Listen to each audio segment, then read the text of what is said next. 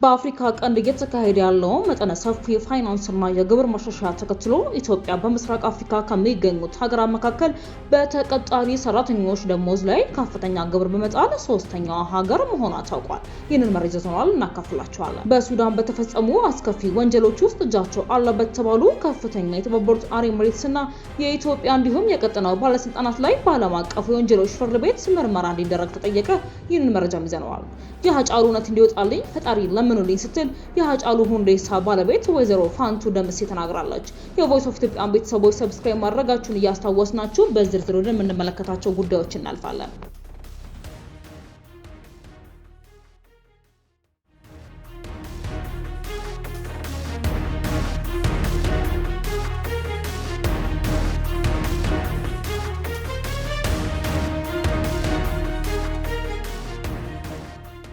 የሀጫሉ እውነት እንዲወጣልኝ ፈጣሪ ለምኑልኝ የሀጫሉ ሁንዴሳ ባለቤት ወይዘሮ ፋንቱ ደምሴ ታዋቂው የኦሮሚያ ድምጻዊ ሀጫሉ ሁንዴሳ የተገደለበትን ዕለት በማሰብ በየዓመቱ በሀጫሉ ፋውንዴሽን የሚዘጋጀው የሀጫሉ ሁንዴሳ የሽልማት መርሃ ግብር ሰኔ 22 ቀን በአዲስ አበባ ስካይላይት ሆቴል ተካሂዷል። በዚህ መርሃ ግብር መክፈቻ ላይ ንግግር ያደረጉት የአርቲስቱ ሀጫሉ ሁንዴሳ ባለቤት ወይዘሮ ፋንቱ ደምሴ ከሀጫሉ ግድያ ጋር በተያያዘ እስካሁን እውነቱ እንዳልወጣና ፍትህም እንዳልተገኘ በምሬት ገልጸዋል።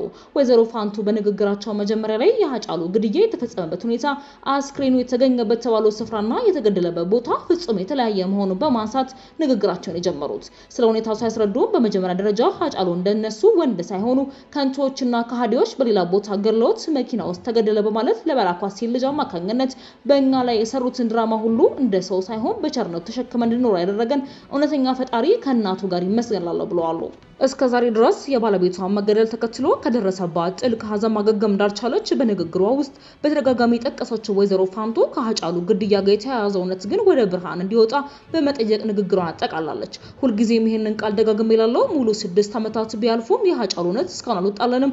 ሁልጊዜም ይሄንን ቃል ደጋግሜ እላለሁ፣ ሙሉ 6 ዓመታት ቢያልፉም የሀጫሉ እውነት እስካሁን አልወጣልንም። በሀገር ውስጥም በሆነ በውጭ ሀገር ያላችሁ የሙሉ የሀጫሉ እውነት እንዲወጣልን ወደ ፈጣሪ ለምኑልኝ፣ እውነት የፈጣሪ ልጅ ናትና አመሰግናለሁ ስትል ወይዘሮ ፋንቱ መልእክቱን አስተላልፋለች። ድምጻዊ ሀጫሉ ሁንዴሳ ሰኔ 22 ቀን በጥይት ተመቶ መገደሉ ይታወሳል።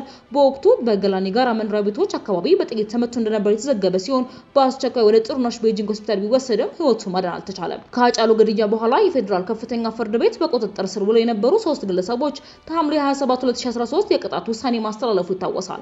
የፌዴራል ከፍተኛ ፍርድ ቤት ልደታ ምድብ ችሎት የጸረ ሽብርና ህገ መንግስታዊ ጉዳዮች በችሎቱ ወቅት በሰጠው ውሳኔ መሰረት አንደኛ ተከሳሽ ጥላሁን ያሚ በእድሜ ልክ እስራት፣ ሁለተኛ ተከሳሽ ከበደ ገመቹ በ18 ዓመት ጽኑ እስራት እንዲሁም ሶስተኛ ተከሳሽ አብዲ አለማየሁ በ6 ወራት እስራት እንዲቀጡ መወሰኑ አይዘነጋም። ከግድዩ ጋር በተያያዘ በቁጥጥር ስር ውላ የነበረችው አራተኛ ተጠርጣሪ ላምሮት ከማል ስትሆን እሷም አርቲስቱ በተገደለበት ወቅት በስፍራው የነበረች የዓይን እማኝ ነበረች። ላምሮት መጀመሪያ ላይ በሐምሌ 2012 በቁጥጥር ስር ውላ ወደ የተለቀቀች ቢሆንም ከአንድ ወር ቆይታ በኋላ አቃቢ ህግ የተመሰረተበትን ክስ ተከትሎ ዳግም በቁጥጥር ስር ውላ ነበር። ይሁን እንጂ ፌዴራል ከፍተኛ ፍርድ ቤት የካቲት 25 2013 በዋለው ችሎት ከሀጫሉ ሁንዴሳ ግድያ ጋር ላምሮት ከማልን የሚያገናኝ ምንም አይነት ማስረጃ ባለማግኘቱ ከቀረበባት የነፍስ ማጥፋት ክስ በነጻነት ተሰናበት መደረጉም ይታወሳል። የፋውንዴሽኑ የቦርድ አባል የሆኑት ወይዘሮ ፋንቱ ይህ ሽልማት በአሁኑ ወቅት በአፋን ኦሮሞ ሙዚቃ ስራዎች ላይ ብቻ ትኩረት እንደሚያደርግ የገለጹ ቢሆንም ወደፊት ግን እንደ ሁኔታው በሌሎች የሀገር ውስጥና የውጭ ሀገር ቋንቋዎች በተሰሩ ሙዚቃዎች ላይም ለመስራት እቅድ እንዳላቸውም ተናግረዋል። ትላንትና ሰኔ 22 ቀን በአዲስ አበባ ስካይላይት ሆቴል በተካሄደው 5ኛው የሀጫሉ ሁንዴሳ ሽልማት ስነ ስርዓት ላይ ሽልማቱ በ13 የተለያዩ ዘርፎች የተሰጠ ሲሆን ኮሎኔል ሻለቃ ሳህሌ ደጋጎን ጨምሮ ለኦሮምኛ ሙዚቃ እድገት ከፍተኛ አስተዋጽኦ ላበረከቱ በርካታ አርቲስቶች እውቅናና ሽልማት ተበርክቶላቸዋል። በአፍሪካ ቀንድ እየተካሄደ ያለው መጠነ ሰፊ ፋይናንስና የግብር ማሻሻያ ተከትሎ ኢትዮጵያ በምስራቅ አፍሪካ ከሚገኙ ሀገራት መካከል በተቀጣሪ ሰራተኞች ደሞዝ ላይ ከፍተኛ ግብር በመጣል ሶስተኛዋ ሀገር መሆኗ ታውቋል። የቀጠናውን የቅጥር ገቢ ግብር የተመነ ያነጻጸረው አዲስ ጥናት እንደሚያሳየው የገቢዎች ሚኒስቴር ከፍተኛውን የግብር ተመን 35 በመቶ አድርሶ እየተገበረ ይገኛል። ይህም ግልጽ የሆነ ከፍተኛ የግብር ጫና ካለባትና 40 በመቶ ከምትከፍለው ኡጋንዳ እንዲሁም 35 በመቶ የመጨረሻ የግብር ተመን ካላትና ተጨማሪ ልዩ ልዩ ታክሶችን ከምትጥለው ኬንያ ቀጥሎ ኢትዮጵያ በሶስተኛ ደረጃ ላይ ያስቀምጧታል። የደረጃ የወጣው ኢትዮጵያ እንደ አውሮፓውያን አቆጣጠር በሐምሌ 2025 ያከናወነችውን አጠቃላይ የግብር ማሻሻያም ተከትሎ ነው። የደረጃ ምደባ የወጣው ኢትዮጵያ እንደ አውሮፓውያን አቆጣጠር በ2025 ሰፊ የፊስካልና የግብር ማሻሻያ ማድረጓን ተከትሎ ሲሆን መንግስት የኢኮኖሚ ሞዴሉን ከመንግስት ቁጥጥር ወደ ነፃ ገበያ መርህ ለመቀየር በሚያደርገው ጉዞ የመሰረተ ልማት ጉድለቶችን ለመሙላትና የኢትዮጵያ ብር የመግዛት አቅምን ለማረጋጋት በመደበኛ የስራ ዘርፍ ላይ በሚጣል የገቢ ግብር ላይ በእጅጉ ተደግፏል። ይሁን እንጂ የግብር እርከኑ የተቀረጸበት መንገድ መካከለኛ ደረጃ ላይ ላሉ ስራ አስኪያጆችና ባለሙያዎች በፍጥነት ወደ ከፍተኛው 35% የግብር ጣሪያ ወደ ውስጥ እንዲገቡ የሚያስገድድ መሆኑንም የምጣኔ ሀብት ባለሙያዎች ይናገራሉ። በአንጻሩ ጎረቤቶቹ ታንዛኒያና ሩዋንዳ ከፍተኛውን የገቢ ግብር ተመናቸውን በ30% የወሰኑ ሲሆን ደቡብ ሱዳን ደግሞ በ15% ዝቅተኛ ታክስ በቀጠናው የመጨረሻ ደረጃን ትይዛለች። ይህ የምስራቅ አፍሪካ ሀገራት መካከል ያለው የግብር ፖሊሲ ልዩነት በቀጠናው የሰለጠነ የሰው ኃይል ዝውውር ላይ ጫና እየፈጠረ ይገኛል ተብሏል። የቮይስ ኦፍ ኢትዮጵያ ቤተሰቦች ዳግም ሰብስክራይብ ማድረጋችሁን እያስታወስናችሁ ለምጭ ዘገባችን እናልፋለን።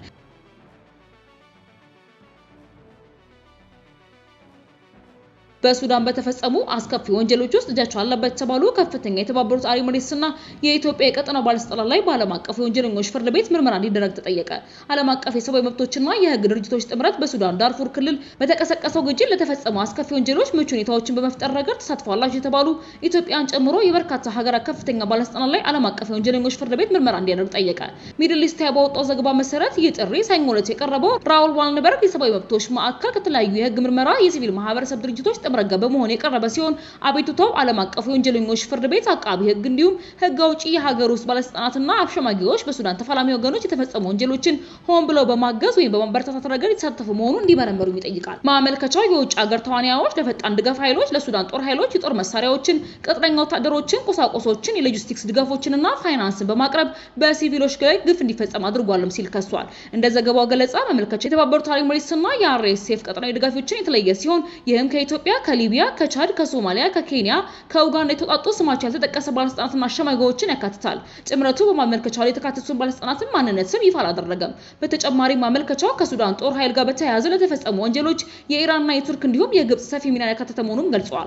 የዜና ወኪሉ አክሎ እንደዘገበውም የቀረበው ሰነድ ለፈጣን ኃይሎች ድጋፍ ወይንም አርኤስኤፍ የተላኩ ተጠርጣሪ ጦር መሳሪያዎች ከአቡዳቢ፣ ከአልአይንና ከራስ አልካይማ አውሮፕላን ማረፊያዎች ከተነሱ በኋላ በቻድ፣ በሊቢያና በኢትዮጵያ በኩል መሻገራቸውን የሚያሳይ መረጃም ይዟል። ይህ አቤቱታ በሮም ስምምነት አንቀጽ 15 መሰረት የቀረበ ይፋዊ መረጃ የመስጠት ሂደት ሲሆን ድርጅቶቹ ምርመራ እንዲጀመር በማሰብ መረጃዎችን ለዓለም አቀፉ ፍርድ ቤት አቃቤ ሕግ የሚያቀርቡበት ስርዓትም ነው። ፍርድ ቤቱ እንደ አውሮፓውያን አቆጣጠር በ2025 በተባበሩት መንግስታት ድርጅት ጸጥታው ምክር ቤት ውሳኔ መሰረት በዳርፉር ለተፈጸሙ ወንጀሎች ቀደም ሲል የዳኝነት ስልጣንም ነበረው። ቀደም ሲል የወጡ ዘገባዎችን በኢትዮጵያ ቤኒሻንጉል ጉሙዝ ክልል ከፈጣን ኃይሎች ድጋፍ ጋር ወይንም አርኤስኤፍ ጋር የተገናኘ የማሰልጠኛ ተቋም መኖሩን የጠቆሙ ቢሆንም የኤሚሬትስ ባለስልጣናት ግን ክሱን አጣጥለውታል። የሱዳን ባለስልጣናት በበኩላቸው በብሉ ናይል ግዛት ውስጥ ለሚፈጸሙ ጥቃቶች ኢትዮጵያ በቀጥታ እጇ አለበት ሲሉም ከሰዋሉ። በሱዳን የኮምሮክ ግዛት ገዢ የሆኑት አብዱላቲ አልፋኪ ቀደም ሲል ከተማዋን የሚያጠቁት ኃይሎች የተነሱት ከኢትዮጵያ ግዛት እንደሆነና በኢትዮጵያ እንደሚደገፉ የገለጹ ቢሆንም እነዚህ ክሶች ግን እስካሁን በገለልተኛው ግን አልተረጋገጡም። የቮይስ ኦፍ ኢትዮጵያ ቤተሰቦች ለዛሬ ያዝንላችሁ ዘገባዎች እነዚህን ይመስሉ ነበር። በሌሎች አዳዲስ ነው መረጃዎች ዳግም እስክንገናኝ ድረስ በደህና ቆዩ።